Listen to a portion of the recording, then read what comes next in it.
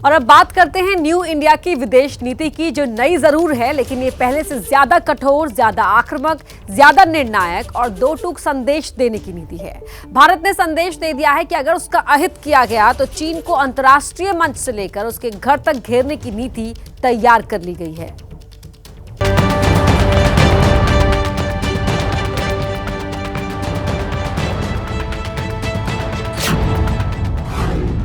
भारत दुनिया के मंच पर उम्मीद का नाम बन गया है।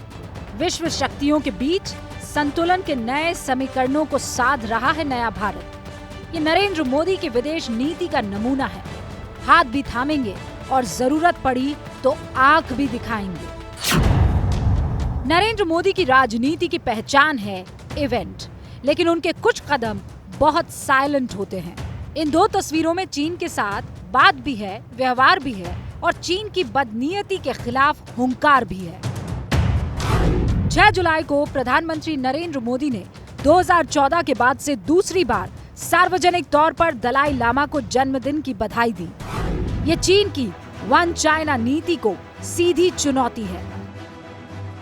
6 जुलाई को मोदी चीन को चुनौती देते हैं और अगले ही दिन इंडोनेशिया में G20 देशों के विदेश मंत्रियों की बैठक में पहुंचे उनके विदेश मंत्री चीन के साथ बातचीत आगे बढ़ाने की भूमिका तैयार करते हैं। यही नए भारत की कूटनीति भरी विदेश नीति है। बीते कुछ दिन में भारत ने चीन पर 4 बड़े प्रहार किए हैं। इनमें पहला है जम्मू कश्मीर में G20 की बैठक कराना। इस पर चीन ने ऐतराज किया तो उसको सिरे से दरकिनार किया। चीन के ऐतराज जताने पर लद्दाख में बैठक की तैयारी करके चीन को चुनौती देना और 2015 के बाद दूसरी बार दलाई लामा को सार्वजनिक बधाई देकर चीन की बेचैनी बढ़ाना। जाहिर है कि चाइना और पाकिस्तान जैसे राष्ट्र भारत को लगातार अस्थिर रखने की, भारत के जम्मू एंड कश्मीर राज्य को पूरी तरीके से डिस्टेबलाइज करने की साजिशें रचते हैं। लद्दाख पे तो चाइना की लगातार कुदृष्टि रहती है। लद्दाख की टेरिटरी पर चाइना लगातार कब्जा करने की साजिशें रचता है। तो ऐसे में भारत का ये जो निर्णय कि भारत जम्मू एंड कश्मीर में G20 की समिट आयोजित करेगा और लद्दाख में इसके संदर्भ में बैठकें भी आयोजित करेगा, ये चाइना को एक मुंहतोड़ जवाब है। चीन इस बात से इतना चिढ़ा हुआ है कि उसने अपने सरकारी अखबार ग्लोबल टाइम्स में भारत के खिलाफ लेख छापा है। चीन ने ग्लोबल टाइम्स में लिखा है, कश्मीर को लेकर भारत और पाकिस्तान के बीच विवाद है। जम्मू कश्मीर में G20 की बैठक के जरिए भारत विश्व बिरादरी से कश्मीर पर अपने अधिकार पर मुहर लगवाना चाहता है। अपने गुलाम पाकिस्तान के कब्जे वाले कश्मीर से जुड़े सीपेक के व्यापारिक हितों के खतरे में पड़ने से चीन इतना बौखलाया है कि पाकिस्तान के सुर में सुर मिलाकर इस फैसले का विरोध कर रहा है। पूर्वी लद्दाख में हुए सीमा विवाद के बाद से ही भारत ने विदेश नीति के मोर्चे पर चीन के खिलाफ कड़ा रुख अपनाया हुआ है। अंतर्राष्ट्रीय मंच पर चीन को साउथ चाइना सी में घेरने के लिए क्वाड संगठन को मजबूत किया गया है, जिसमें अमेरिका, ऑस्ट्रेलिया और जापान भारत के बड़े सहयोगी बनकर सामने आए हैं। इसके अलावा मई के महीने से चीन को आर्थिक चोट पहुंचाने की तैयारियां भी शुरू कर दी गई हैं। मई के महीने में प्रधानमंत्री नरेंद्र मोदी जब जापान के दौरे पर गए थे तो चीन की कब्जा नीति के खिलाफ एक नया गठबंधन तैयार किया था। इसका नाम है IPEF यानी इंडो पैसिफिक इकोनॉमिक फ्रेमवर्क। इस संगठन में America, Australia, Brunei, Bharat, Indonesia, Japan, south Korea, Malaysia, New Zealand, Philippines, Singapore, Thailand और वियतनाम शामिल हैं। इस नक्शे में आपको वो देश दिख रहे हैं जिन्हें चीन की दादागिरी से समस्या है। लेकिन मूल रूप से इस गठबंधन में 2 तरह के देश शामिल हैं। एक तरफ America, Japan, Australia, south Korea जैसे विकसित देश हैं। इन देशों के पास तकनीक और पैसा दोनों है।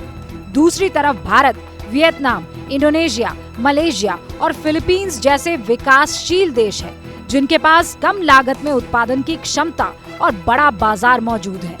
विकसित देशों की तकनीक, पूंजी और विकासशील देशों की लेबर और बाजार मिलकर चीन को चुनौती दे सकते हैं। पूरी दुनिया के लिए सप्लाई चेन खड़ी करके चीन के साम्राज्य को ध्वस्त करने की इन देशों में ताकत है।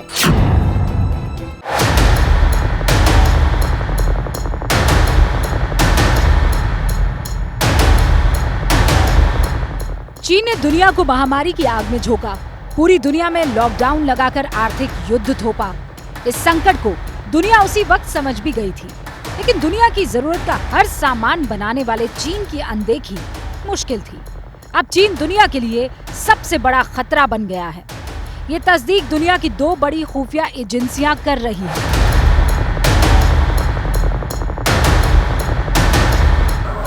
दुनिया की 2 सबसे हुनरमंद और काबिल एजेंसियों के सर्वे सर्वा ये हैं केन मैककुलम, जो ब्रिटेन की MI5 खुफिया एजेंसी के डायरेक्टर जनरल हैं, और दूसरे हैं क्रिस्टोफर रे, जो अमेरिका की सबसे बड़ी जांच एजेंसी और राष्ट्रीय सुरक्षा देखने वाली FBI के डायरेक्टर हैं, जो कभी दुनिया के सामने अपनी पहचान उजागर नहीं करते, लेकिन खतरा देखते हुए इन्हें ऐसा करना पड़ा।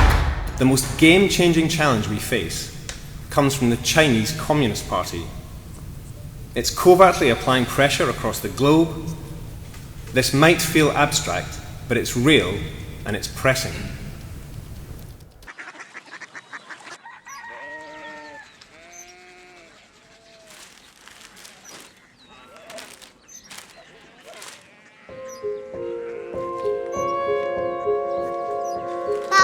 बाबा कोरिया सिटी जानी ना।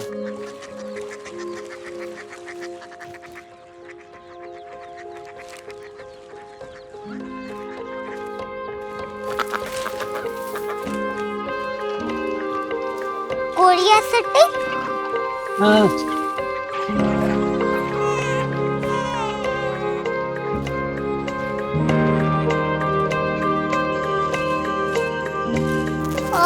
कोरिया सिटी कहाँ पे है? शहर अंग्रेजी लगे हैं।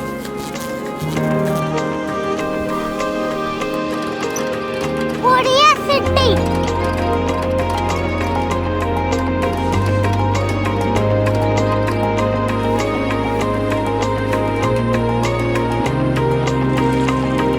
वो बहुत दूर है।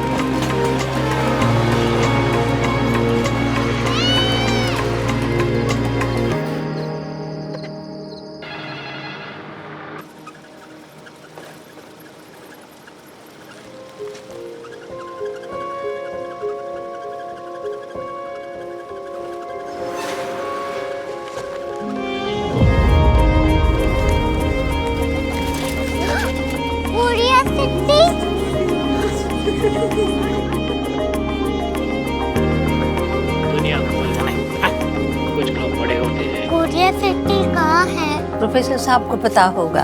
हो, ये छोटा वाला ग्लोब लगता है और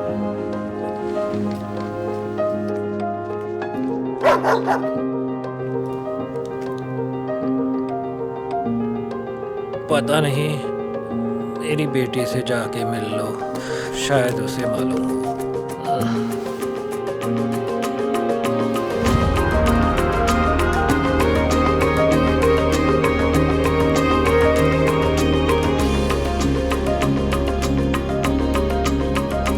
हाय,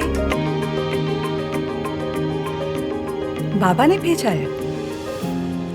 come here. Korea city. Korea city नहीं, क्यूरियोसिटी। वो क्या? That's what brought you here? जो तुम्हें यहाँ तक ले आया। क्यूरियोसिटी।